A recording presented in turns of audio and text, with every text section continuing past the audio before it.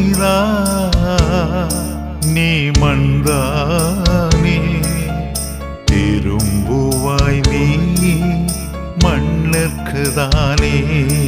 உன் பாவங்களெல்லாம் அறிக்கை செய்து இயேசுவின் மார்பினில் சாய்ந்திடவா. உன் பாவங்களெல்லாம் உதறிவிட்டு